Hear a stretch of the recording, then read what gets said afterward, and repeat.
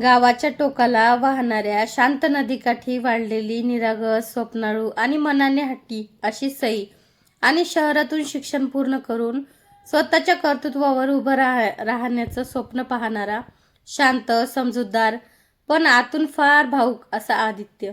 त्याची नजर पहिल्यांदाच जत्रेच्या त्या गोंधळात भिडली आणि त्या एका नजरेतून सुरू झालेली ओळख हळूहळू मैत्रीत बदलत गेली. मैत्रीने नकळत आपलं रूप प्रेमात बदललं. प्रेमाने दोघांनाही जगण्याचा नवा अर्थ दिला. पण सईच्या घरची कठोर परिस्थिती, वडिलांचं कडक स्वभाव, समाजाची भीती, लोकांची मजबूत आणि आदित्यच्या करिअरची धडपड या सगळ्या वादळांनी त्यांच्या नात्याला वारंवार हलवून टाकलं. तरीही त्यांनी एकमेकांचा हात सोडला नाही. सईने स्वतःच्या स्वप्नासाठी घरच्या विरुद्ध उभं राहण्याचं ध्येय दाखवलं, तर आदित्यने आपल्या यशापेक्षा तिच्या सन्मानाला जास्त महत्त्व दिलं.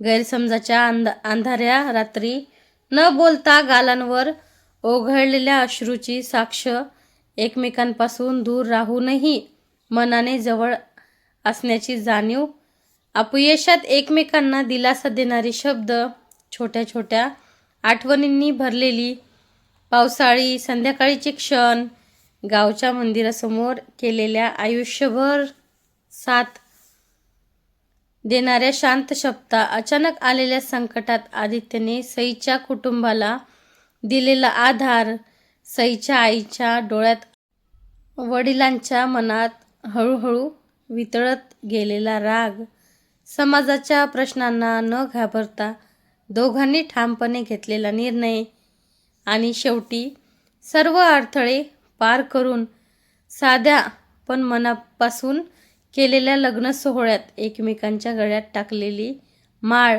त्या क्षणी त्यांच्या डोळ्यात दाटलेलं आनंदाश्रू, संघर्षाने अधिक मजबूत झालेलं नातं, स्वप्नांना नवी दिशा देत एकत्र सुरू केलेला छोटासा व्यवसाय, आयुष्यातील प्रत्येक यश अपयशात खांद्याला खांदा लावून उभं राहण्याची दिलेली साथ आणि काळ पुढे सरकत असतानाही पहिल्या नजरेतील तिचं निरागसता जपून ठेवत.